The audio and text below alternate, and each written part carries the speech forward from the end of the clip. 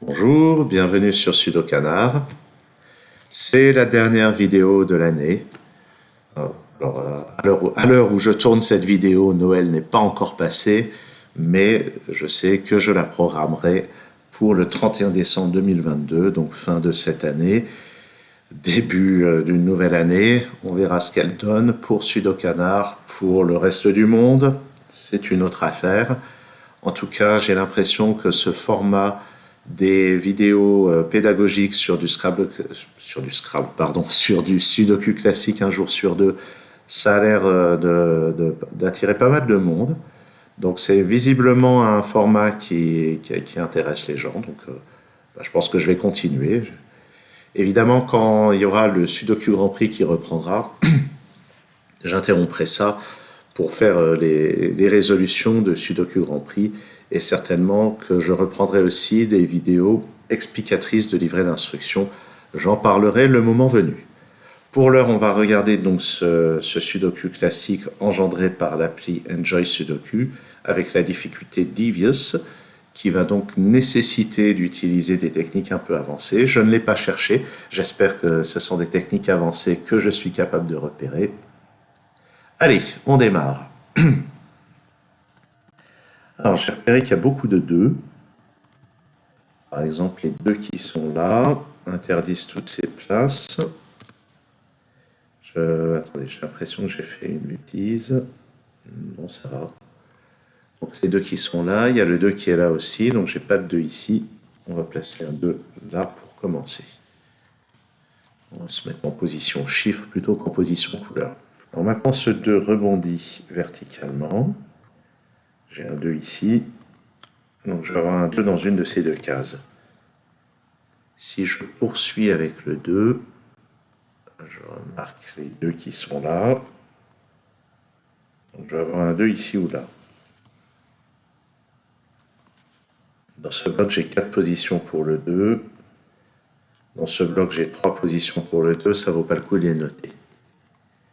Qu'est-ce qu'on a comme autre chiffre restreint? Le 3 ici va être dans une de ces 2 cases.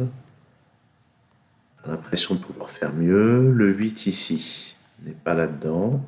Avec ce 8, il n'est pas là-dedans non plus. Donc là, j'ai 2 cases pour le 8. Le 8 ici, le 8 qui est là. J'ai 2 cases ici pour le 8.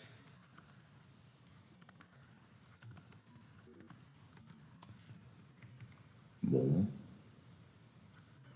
Le 1, il me reste 3 cases par ici. Le 4, je remarque le 4 qui est là. Pardon. Je remarque ce 4 aussi, donc j'ai un 4 dans une de ces 2 cases. Bon. Ah, ici. Le 4 là et là. Ça me permet de passer ce 4. Et avec ce 4, on interdit toutes ces cases, on va avoir un 4 par ici. Le 4 ici n'est pas si intéressant, il me reste 3 positions. Et là, il m'en reste plein. Donc ça a l'air d'être tout pour le 4 dans l'immédiat.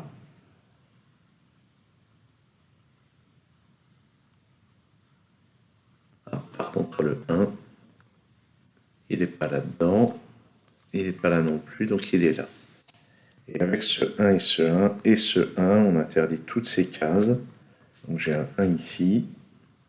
Il rebondit par ici pour limiter le 1 à ces 2 cases.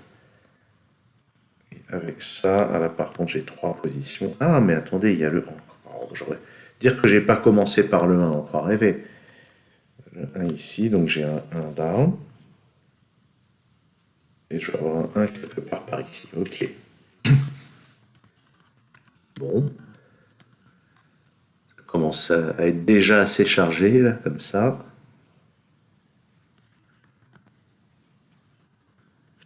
Et ça, bah, ça c'est un 5. Si on marque 1, 4 et 8 qui sont pas là, quand on voit les chiffres déjà placés dans la colonne, on voit que ça c'est forcément un 5. Et ça c'est intéressant parce que ce 5 va rebondir avec ce 5, avec ce 5, pour placer un 5 ici qui à son tour va déplacer le 4 en bas. Maintenant, on va faire rebondir les 4. Donc j'ai pas de 4 du tout là-dedans. J'ai donc un 4 là-haut. Avec ce 9, je vais avoir un 9 dans une de ces deux cases. Bon, et en fait, quand il reste que trois chiffres à placer dans un bloc comme ça, je préfère utiliser des notations de candidats. 3, 6, 9, c'est aussi les candidats sur cette ligne. Surtout qu'avec ce niveau de difficulté, je sais que les candidats, ça sera très probablement pertinent. 3, 6 et 8 sont les candidats sur cette colonne. Sur cette colonne, les candidats sont 1, 4 et 8.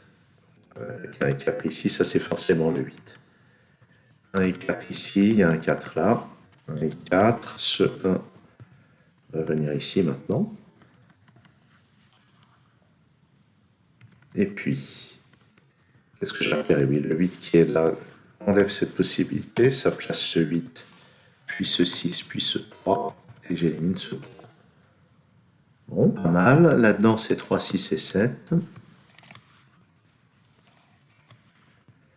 Et puisqu'il y a un 3 là-dedans, il n'est pas là, donc je vais pouvoir le placer ici.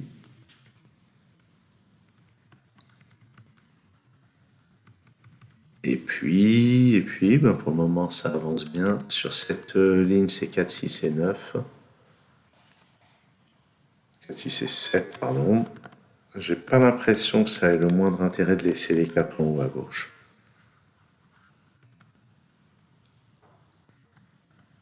Par contre, ce que je trouve intéressant, c'est que dans cette colonne, cette huitième colonne, le 9 ne peut être que là ou là.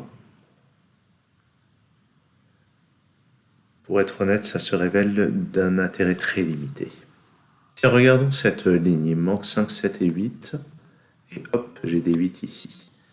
Ça, c'est un 8. Je place 5 et 7 dans les deux autres cases. Et ce 8 va rebondir ici pour éliminer cette possibilité. Et forcer le 8 à être là-dedans.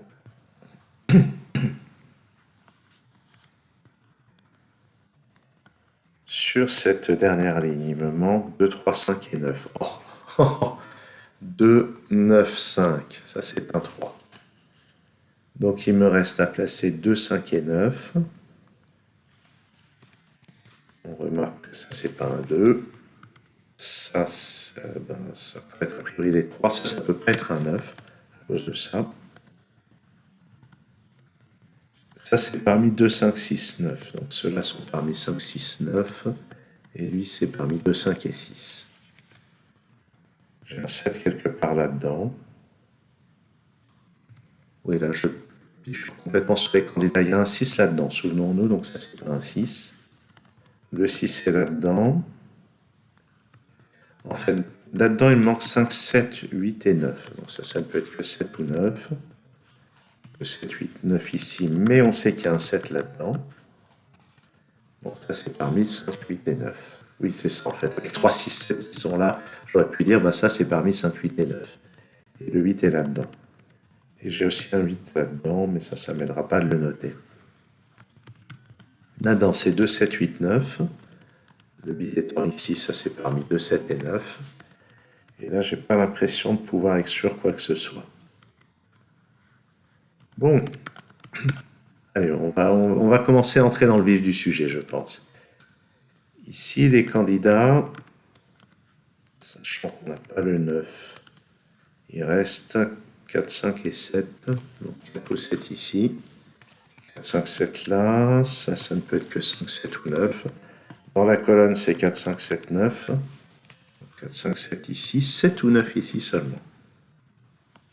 On peut noter que dans la colonne, le 4 est là ou là. Je ne suis pas convaincu que ce soit très utile quand même.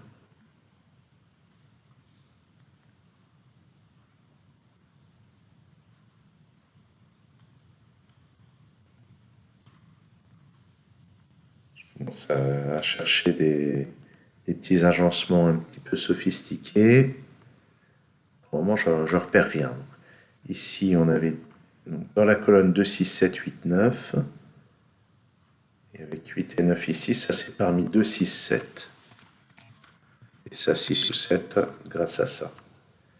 Là, je commence à repérer tout un tas de cases où on a seulement deux candidats. Ah bah tiens. Voilà, là, on a un XY wing. Donc, je rappelle le principe, ça c'est 6 ou 9. Si c'est 6, ça me place un 7 là. Si c'est 9, ça me place un 7 là. Donc il y a une de ces deux cases qui contient un 7. Et dans leur champ de vision commun plutôt, on tombe sur cette case qui ne peut donc pas contenir un 7. Grâce à ça, j'ai deux paires 5 et 9. Une là qui m'élimine ce 5. Et maintenant, grâce à ça, ça ne peut plus être un 7. Et j'ai aussi une paire 5 et 9 ici qui m'élimine 5 et 9 de cette case. Donc ça, c'est un 6. Et ce 6 me donne ce 7. Bien. Et sur cette ligne, il me faut un 3 qui est donc là.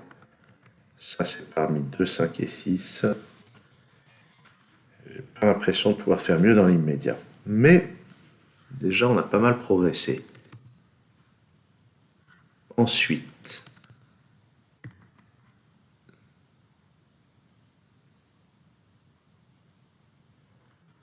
là, je vois un swordfish sur les 5 qui n'est probablement d'aucun intérêt. Je vais le montrer parce que ça fait très longtemps que je n'ai pas présenté le swordfish sur la chaîne. Donc, regardons, là j'ai repéré 3 lignes sur lesquelles il y a pas mal de restrictions sur les 5. Sur cette ligne ici, sur cette ligne ici, et sur la troisième ligne ici. Alors pourquoi est-ce que c'est intéressant? Si on considère les 3 lignes en question, le chiffre 5 apparaît exactement 3 fois, c'est la règle du sudoku. Ce qui veut dire que dans toutes ces cases que j'ai signalées en vert, on a localisé globalement 3 fois le chiffre 5.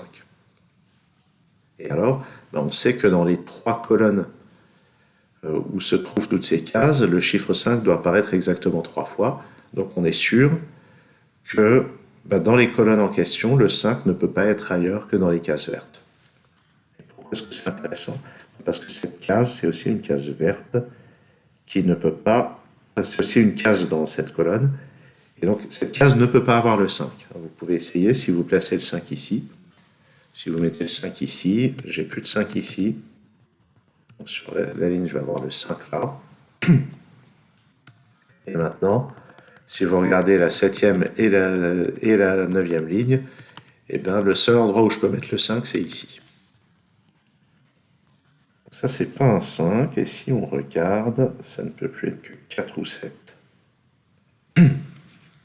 Alors remarquez que si j'avais pas signalé le swordfish, j'aurais toujours pu repérer que les candidats étaient 4, 5, 7. En d'autres termes, depuis une demi-heure, il y a le 6 qui n'est pas ici et que je peux placer là. Donc, il n'y a pas de 6 là-haut. Et le 2 est forcément là. Ce qui exclut le 2 de cette case. Donc oui, en fait, je n'avais vraiment pas besoin du swordfish. Mais le swordfish me permet de limiter cette case à 4 et 7. C'est toujours ça le prix. Ok, on va éliminer les couleurs. On n'a plus besoin dans l'immédiat. Je rappelle, 2, 7, 8, 9, donc ça c'est 7, 8 ou 9. Et ça c'est pas un 7. On a déjà un ici, ça c'est 2, 8 ou 9. D'accord, ça a l'air correct.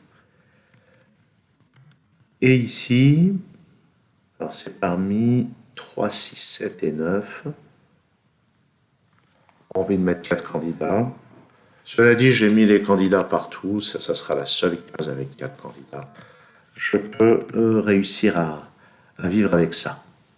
Ok, maintenant, qu'est-ce qu'on peut chercher d'autre? C'est toute la question. Il va s'agir de trouver d'autres configurations dans lesquelles qui permettent de faire des éliminations. Alors, je vais voir si je trouve une chaîne. Ah, là, j'en trouve une. Une chaîne assez courte. J'ai repéré. Donc, je vais la mettre en évidence. Donc, elle commence là. Je me suis dit, là, j'ai 7, 9 et là, 9, 6. Donc, je vais continuer ici. Donc, mon chiffre de départ, c'est le 7. Et mon idée, c'est, première option, ça, c'est un 7. OK. Deuxième option, c'est un 9. Et à ce moment-là, qu'est-ce qui se passe? Si c'est un 9, là, ça va être un 6. Donc là, ça va être un 9. Donc là, ça va être un 7. et je suis retombé sur mon chiffre de départ. C'est-à-dire ici, première option, lui c'est un 7, et deuxième option, lui c'est un 7. Donc avec ce raisonnement, il y a forcément au moins une des deux cases vertes qui contient un 7. Et si je regarde le champ de vision commun aux deux cases vertes, je tombe sur cette case, et elle ne peut donc pas contenir de 7. Voilà. Autre point de vue, si j'avais un 7 là, les deux cases vertes contiendraient un 9, et aucune des deux cases violettes ne pourrait contenir de 9. Donc ça, c'est ce qu'on appelle une chaîne. Qu'est-ce qu'il me fait? Oh là, qu'est-ce qu'il m'a fait? Voilà. Donc ça a permis d'éliminer un candidat ici, ce qui n'est probablement pas décisif pour autant. Est-ce que je trouve autre chose? Là, je commence à chercher d'autres chaînes. Peut-être qu'il faudrait trouver un autre X-Wing ou quelque chose comme ça. Là, je suis juste dans une démarche de trouver des chaînes.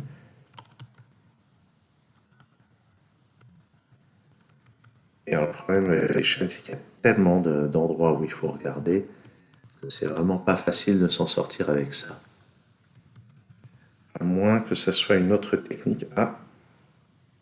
Ah, non, ça ne me mène à rien. J'étais en train de repérer ce 4 et ce 7, ou plutôt c'est 4 et 7, en repérant qu'il n'y a pas de 4 ici. Alors, il y a forcément une de ces deux cases qui contient un 4. Donc il y a forcément une de ces deux-là qui contient un 7. Mais si on regarde bien, ça n'a absolument aucun impact. Le fait qu'au moins une de ces deux-là contienne un 7, si j'avais eu une case ici avec 7 comme candidat, j'aurais pu l'éliminer. Mais il se trouve que ce n'est pas le cas, donc je ne vais rien pouvoir en faire. J'en ai quand même parlé pour montrer le genre de technique qui peut exister. Alors qu'est-ce que je peux essayer d'autre? Peut-être que c'est un autre X-Wing. Concentrons-nous un peu sur les 3. Alors si on regarde les 3, ils sont là. Ah, peut-être qu'il va falloir utiliser un raisonnement d'unicité. Je pense que c'est ça. Alors dans un sudoku créé par des humains, les raisonnements d'unicité, j'évite de les utiliser. Mais sachant ça c'est un sudoku classique engendré par ordinateur, ça veut dire que cette étape est probablement prévue dans la résolution. Alors en quoi ça consiste? Donc là j'ai mis toutes les cases où il peut y avoir un 3. Donc le 3, il est soit là-dedans, soit là-dedans. Et alors ce qui se passe, c'est que si ici je mettais un 6, je repasse en mode chiffre, si ici je mettais un 6, qu'est-ce que ça aurait comme conséquence? Et bien forcément, les cases avec le 3 seraient celle-ci, celle-là, et là ça serait un 6. Et ça aurait plusieurs effets, notamment le fait qu'ici il n'y aurait plus de place pour le 6. En fait, c'est pas du tout à ça que. Donc ça, c'est une démonstration logique que c'est impossible de mettre un 6 ici. Mais c'était pas ça mon idée. L'idée de départ, si je faisais ça, c'était que là, le fait qu'il y ait 3 et 6 ici, 6 et 3 ici, je pourrais les interchanger sans problème. Ça ne changerait rien du tout aux interactions avec le reste de la grille. Et donc ça empêcherait le problème d'avoir deux solutions. Donc je peux éliminer le 6 ici d'emblée. Mais effectivement, il y a cet autre raisonnement qu'on peut faire, qui est que là où là il y a un 6, voilà. Je ne sais pas trop comment utiliser ça en fait. En tout cas, si j'avais mis le 6 ici, donc effectivement, avec ce raisonnement, on aurait eu une impossibilité là-dedans aussi. Bon, en tout cas, j'ai éliminé le 6 de cette case. C'est tout ce que je vais retenir comme déduction immédiate. Ça n'a pas l'air de faire beaucoup avancer la chose pour autant. Moi, je n'ai plus de cases avec 4 candidats. Je vais voir ce que j'arrive à trouver d'autre.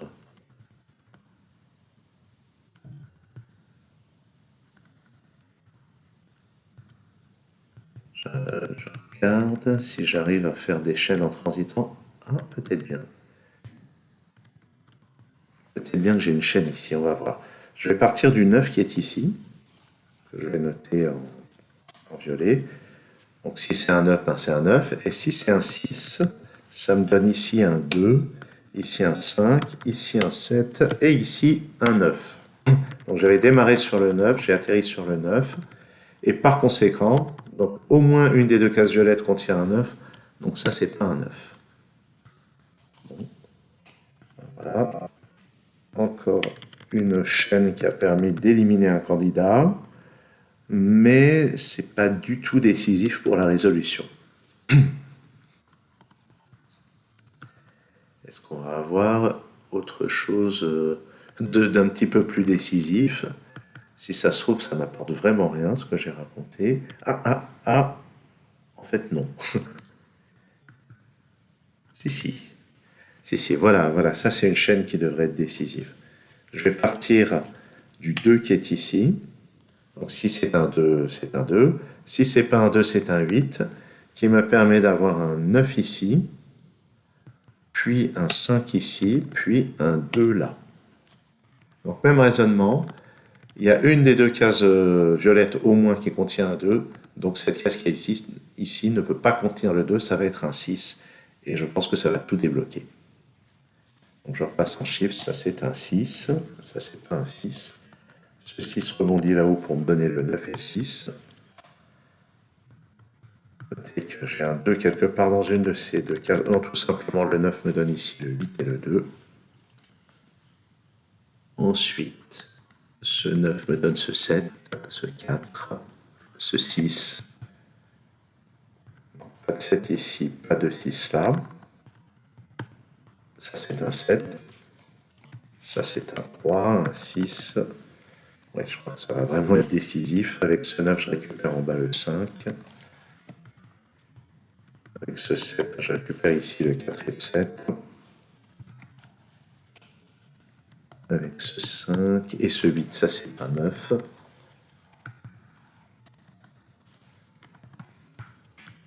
Et maintenant, l'affaire est pliée. C'était un problème difficile, assurément. Donc résolu avec un swordfish, je ne sais pas dans quelle mesure il était vraiment utile, avec quelques chaînes, pas toutes très courtes. Donc c'est vraiment la catégorie Devious, c'est celle dans laquelle l'appli Enjoy Sudoku fait apparaître les chaînes.